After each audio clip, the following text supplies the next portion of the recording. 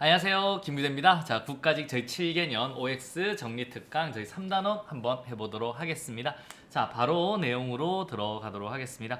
자, 1번부터 갑니다. 기능 구조는 조직의 산출물에 기반을 둔 구조와 방식으로 사업부 간 기능 조정이 용이하다. O예요? X예요? 여러분 X라고 하셔야 됩니다. 이거 어떻게 되냐면 여러분 기능 구조가 아니라 산출물에 기반을 둔 구조와 방식 같은 경우는 기본적으로 무슨 구조예요? 사업 구조죠. 사업 구조. 사업 구조 중니까 사업 구조입니다.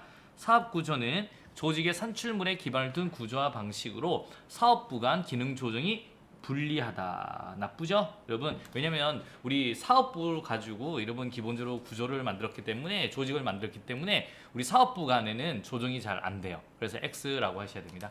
자, 두 번째 갑니다. 네트워크 조직은 기능 조직과 사업 조직을 화학적으로 결합한 구조로서 전문성과 대응성을 통합하는 조직이다. OX X 되겠습니다. 이건 네트워크가 아니라 뭐라고 하셔야 돼요? 매트릭스라고 하셔야 됩니다. 매트릭스. 오케이? 그래서 수직 구조인 기능 구조와 수평 구조인 사업 구조를 화학적 결합한 건 매트릭스다라고 하시면 되겠습니다. 자, 저희들 한번 또 가보도록 하겠습니다. 우리 매트릭스 구조는 우리 수직적 사업 구조에 수평적 기능 구조를 결합시켜 조직 운영상의 신축성을 확보한다. OX X 되겠습니다. 자, 보세요. 우리 이렇게 했죠? 수직 구조, 기능 구조, 전문성. 맞죠? 수평 구조, 기본적으로 사업 구조, 기본적으로 대응성의 화학적 결합으로 하셔야 됩니다. 그래서 수직적 기능 구조와 기능 구조의 수평적 사업 구조를 결합시켰다라고 보시면 되겠습니다. 자, 4번 한번 가보도록 하겠습니다.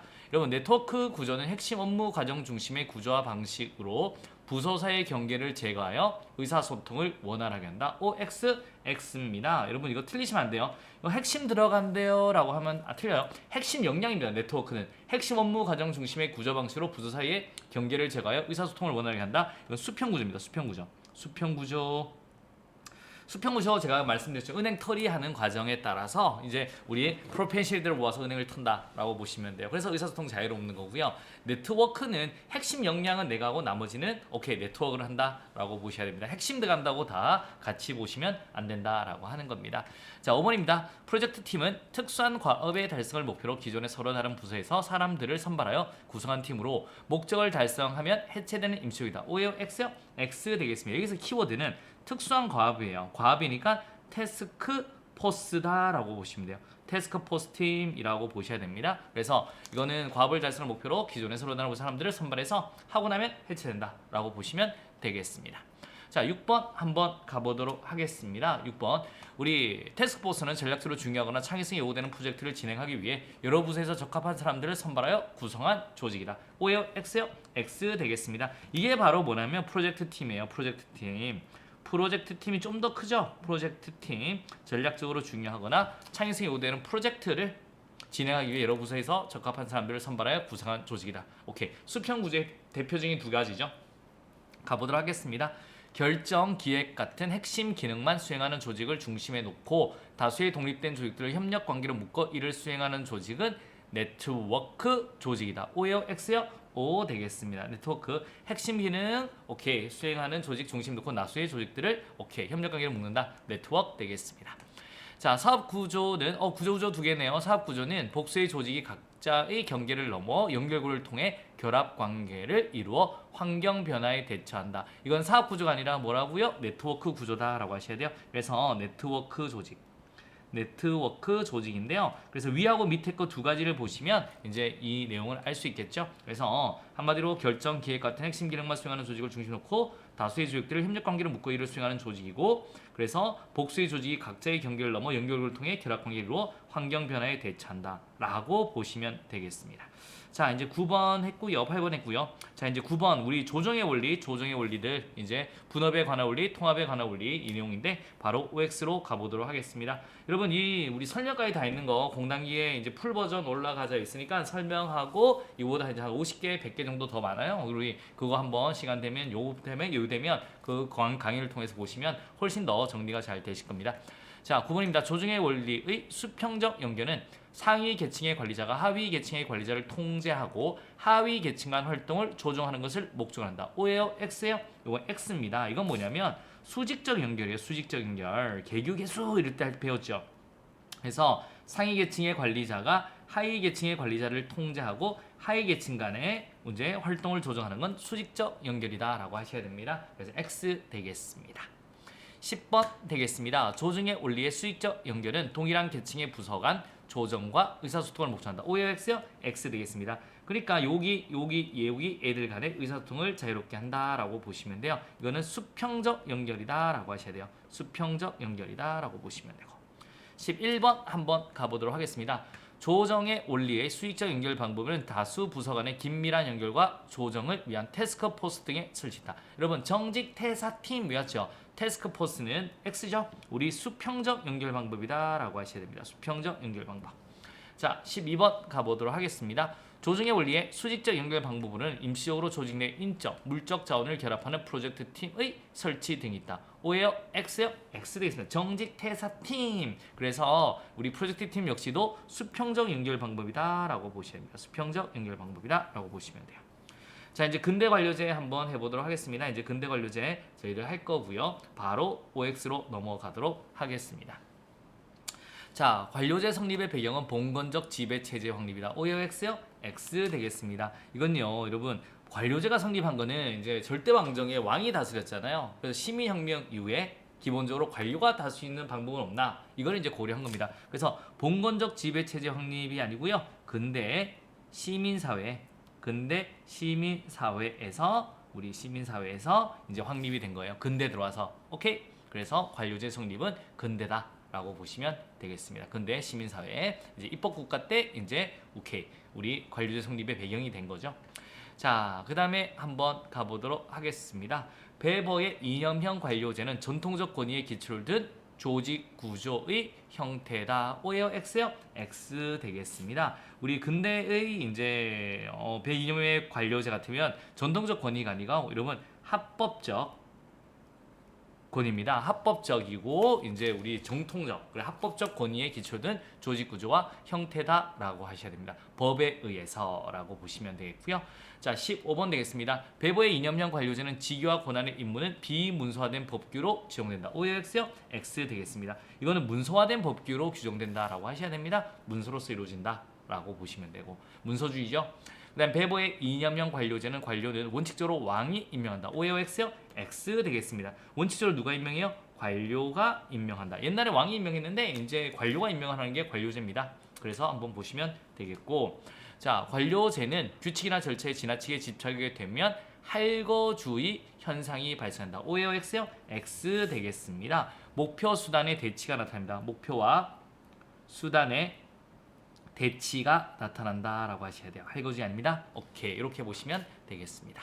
관료제는 모든 업무를 문서로 처리하는 문서주의는 법문 용례를 초래한다. 맞습니다. 여러분 형식주의가 나타나죠. 법문 용례가 뭐예요? 레드테이프, 형식주의입니다. 그래서 모든 업무를 문서로 처리하는 문서주의는 법문 용례, 형식주의가 초래한다. 딩동댕동 맞습니다.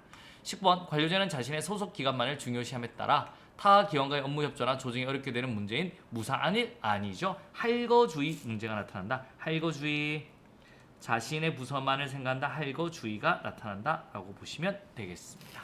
자, 20번 되겠습니다. 법규와 절차 준수의 강조는 관료제 내 구성된 비정의성을 저해한다. 오예요? X요? X 되겠습니다. 이건 비정의성이 강조된다, 나타난다 라고 비정의성을 제고한다, 높인다 라고 보시면 되겠습니다. 왜? 절차대로 해야 되니까 피도 물도 없다 라고 보시면 되겠습니다. 자, 이제 위원회 내용들 한번 가보도록 하겠습니다. 자, 21번 가보도록 하겠습니다. 위원회 조직은 복수인으로 구성된 합의형 조직의 한 형태다. O, X? 여러분 O 딩동댕동 되겠습니다. 여러분 그래서 옛날에는 관료제를 한번 보시면요, 삼각형 보시면 여기 이제 한 사람이 다 결정했잖아요. 그래서 이제 이 문제가 되니까 요즘에는 여러 명이서 결정하다. 이렇게 해서 이제 여러 명이서 결정하는 거. 여기 이런 위원들이 결정한다라고 보시면 되겠습니다. 자, 그래서 O 되겠고요. 위원회 조직은 결정에 대한 책임의 공유와 집중이 특징이다. O예요 X요? X 되겠습니다. 책임의 공유는 맞는데 여러분 분산이에요. 분산. 집중이 아니라 분산이 특징이다라고 보시면 되겠습니다. 23번 되겠습니다. 소청심사위원회 행정관청적 성격인 의결위원회에 해당된다. O예요? X요? X 되겠습니다. 무슨 위원회요? 행정위원회 되겠습니다. 행정위원회에 해당된다라고 하셔야 됩니다. 자, 24번입니다. 국민권익위원회는 의사결정의 권한이 없는 자문위원회에 해당한다. OX, X 되겠습니다. 국민권익위원회는 여러분 의사결정뿐만 아니라 집행까지 의사결정 그 다음에 집행도 하는 행정위원회에 해당된다라고 보셔야 됩니다. 행정위원회에 해당된다라고 보시면 되겠습니다. X 되겠습니다. 자, 이제 저희들 정부 조직에 대한 내용입니다. 이 내용들 바로 25분부터 한번 해보도록 하겠습니다. 자, 특허청은 행정 및 재정상의 자율성이 부여되고 성과에 대한 책임을 지도록 하는 정부 기업에 해당된다. 이거 생각보다 많이 틀리시더라고요. X입니다. 뭐예요, 여러분? 책임 운영기관이 됩니다. 책임 운영기관. 이렇게 된다라고 보시면 되겠고요. 자, 426번입니다. 감사원은 정부조직법에서 정하는 합의제 행정기관에 해당된다. OX요? X 되겠습니다. 이건 헌법이에요. 헌법에서 정하는 합의제 행정기관에 해당한다라고 하셔야 되고요. 자, 27번입니다. 금융감독원은 정부조직법에 따라 설치된 중앙행정기관이다. O요? X요? X입니다. 중앙행정기관이 아니다. 그래서 이게 말이 좀 맞는 게 금융감독은 엄청 힘이 세거든요. 힘이 센데도 여러분 이제는 정부조직법에 따라 구성된 중앙행정기관이 아니에요. 금융위원회의 관리를 받습니다. 오케이? 그래서 아니다라고 보시면 되겠습니다. 자, 28번 되겠습니다. 소청심사위원회는 행정안전부 소속으로 행정기관 소속 공무원의 징계 처분에 관한 사무를 관장한다. O요? X요? X 되겠습니다. 행안부가 아니라 인사혁신처 되겠습니다. 인사혁신처 소속으로 라고 보시면 되겠고요. 자, 29번 되겠습니다. 보조기관이란 행정기관이 그 기능을 원활하게 수행할 수 있도록 그 기관장을 보좌함으로써 행정기관의 목적 달성에 권하는 기관을 말한다. O요? X요? X 되겠습니다. 이건 보조기관이라 무슨 기관? 보좌기관이다 라고 하셔야 되겠습니다. X 되겠습니다. 30번 되겠습니다. 하부기관이나 중앙행정기관에 소속된 기관으로서 특별지방행정기관과 부속기관을 말한다. O요? X요? X 되겠습니다. 야, 너 어디 본부 소속이야? 라고 하는 거죠. 소속기관이다 라고 하셔야 됩니다. 소속기관 안에 특별지방행정기관과 부속기관이 있는 거고요. 자, 31번 되겠습니다. 하부기관이란 행정권의 직접적 행사를 임무로 하는 기관에 부속하여 그 기관을 지원하는 행정기관을 말한다. O요? X요? X 되겠습니다. 이건 무슨 기관? 부속기관 되겠습니다. 부속기관. 그래, 경찰, 병원 이런 거 말을 하는 거예요. 경찰, 대학. 자, 방통위, 공정거래위원회, 소청심사위원회 등은 행정기관의 소관 사무에 관하여 자문에 응하거나 조정, 협의, 심의 또는 의결 등을 하기 위해 복수의 구성으로 이루어진 합의제 행정기관으로서 행정기관이 아니다. OX, X. 이건 행정기관이 맞다. 행정기관이다 라고 하셔야 됩니다. 오케이? 이렇게 보시면 되겠습니다. 자, 이제 공공기관에 대한 낸 거죠. 오케이. 요건 나중에 이제 법령특강 할 때 한번 살짝 봐주시면 돼요. 여러분 갑니다. 자, 공공수요가 있으나 33번입니다. 민간 부분의 자본이 충분한 경우 공기업 설립이 정당화 된다. O요? X요? X 되겠습니다. 공공수요가 있으나 민간 자본이 부족한 경우에 이제 정부가 공기업 만드는 거죠. 부족한 경우에 공기업 만든다라고 보시면 되겠습니다. 자, 34번입니다. 시장에서 독점성이 나타나는 경우 공기업 설립이 정당화된다. 우리 앞에서 여러분 제일 먼저 혹시 그 유료제 배웠을 기억하세요? 여러분 가만히 놔두면 규모의 경제로 독점이 나타나니까 공기업을 만든다. 그래서 O 되겠습니다. 자, 공기업은 전통적인 자본주의적 사기업 질서에 반하여 사회주의적 간섭을 하는 것으로 볼 수 있다. O 되겠습니다. 왜 간섭인데 그냥 시장에 놔둬 왜 정부가 공기업 만들어서 들어오는 거야? 라고 말을 할 수 있다라고 보시면 되겠습니다. 36번 되겠습니다. 주식회사형 공기업은 특별법 혹은 상법에 의해 설립되지만 일반 행정기관에 적용되는 인사조직의 원칙이 적용된다. O요? X요? X. 여러분 주식시장형 공기업 같은 경우는 이거는 특별법 상법상 되지만 이건 공무원 아닙니다. 그래서 일반 행정기관에 적용되는 조직 인사 원칙이 적용되지 않는다라고 하셔야 돼요. 적용되지 않는다. 자, 이제 또 올라갑니다. 한국철도는 시장형 공기업이다. O요? X요? X. 이건 준시장형 되겠습니다. 보시면 되고. 자, 38번입니다. 한국소비자원은 기금관리형 준정부회다. O요? X요? X 되겠습니다. 위탁집행형 되겠습니다. 위탁집행형. 자, 갑니다. 국립중앙극장은 시장형 공기업이다. O요? X요? X 되겠습니다. 이거는 기본적으로 정부 부처형 공기업이에요. 정부 부처형 공기업. 거기서 이제 정부 기업도 있고 기본적으로 책임운영기관도 있는 거잖아요. 이렇게 보시면 되겠고요. 자, 한국연구재단은 기금관리형 준정부회다. O요? X요? X 되겠습니다. 이거는 위탁집행형이에요. 위탁집행형. 재단이라 가지고 기금관리형이라고 착각하시면 안 됩니다. 한국방송공사는 준시장형 공기업이다. O요? X요? X 되겠습니다. 한국방송공사는 공기업이 아니에요. 공기업이 아닙니다. 지정되지 않았습니다. 공공기관이 아니다. 공공기관이 아니다. 아니다라고 가셔야 됩니다. KBS, EBS 공공기관 아니다라고 보시면 돼요. 한국마사회는 시장형 공기업이다. OX요? X 되겠습니다. 한국마사회는 어떤 시장이에요? 준시장형 되겠습니다. 그래서 X라고 하시면 되겠습니다. 자, 이제 책임운영기간 한번 내용하고 봐두시고요. 바로 이제 저희들 OX로 가보도록 하겠습니다. 책임운영기관은 기관장에게 기관운영의 자율성을 보장하고 기관운영 성과에 대한 책임을 지지 않는다. X요. 기관운영 성과에 대한 책임을 진다라고 하셔야 됩니다. 진다. 아시겠습니까? 그래서 재량을 줄 테니까 여러분 거기에 대한 성과에 대한 책임을 져라 라고 하는 거고요. 44번 되겠습니다. 책임운영기관은 공공성이 작기 때문에 민영하기 쉬운 업무를 정부가 직접 수행하기 위해 고안된 것이다. OX요? X 되겠습니다. 여러분 이건 공공성이 크기 때문에요. 민영하기 어려운 업무를 정부가 직접 수행하기 위해 고안된 것입니다. 민영하면 민영하면 되죠. 못하니까 기본적으로 우리 책임운영기관으로 지정하는 거예요.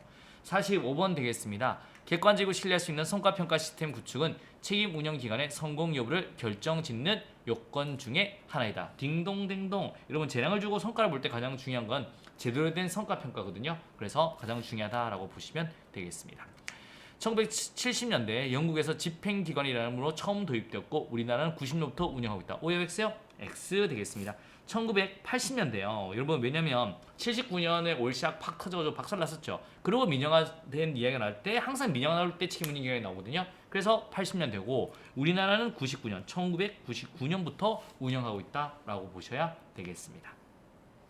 47번 갑니다. 소속 책임운영기관 소속 공무원의 임용 시험은 주무부 장관이 실시함을 원칙으로 한다. OX요? X 되겠습니다. 기관장이 하죠. 기관장이. 위에서 보면 우리 쉽게 보면 기관장에게 기관운영의 자율성을 보장하잖아요. 43번 보면. 그렇기 때문에 이제 기관장이 실시함을 원칙으로 한다라고 보시면 되겠습니다. 기관장의 근무기간은 5년의 범위에서 소속 중앙행정기관장이 정하되 여러분 1년 너무 짧아요. 최소한 2년 이상으로 해야 된다라고 하셔야 됩니다. 그래서 X 되겠습니다. 자, 49번입니다. 소속 책임운영기관에 두는 공무원의 총정원 한도는 총리령으로 정하고 이 경우 고위공무원단에 속하는 공무원의 정원은 부령으로 정한다. OX요? X 되겠습니다. 총정원은 대통령령으로 정해요. 그리고 고위공무원단에 속하는 공무원의 정원은 총리령 혹은 부령으로 정한다. 이렇게 하셔야 돼요. 총리령 혹은 부령으로 정한다. 이렇게 보시면 되겠습니다. 자, 여기까지 일단 한번 끊어가고요. 다음에도 한 50개 정도 되거든요. 그 뒤에 50개 또 한번 더 저희 수업 시간에 해보도록 하겠습니다. 우리 다음 거 풀어보고 먼저 봐주세요. 여러분 좀 이따 찾아뵙도록 하겠습니다.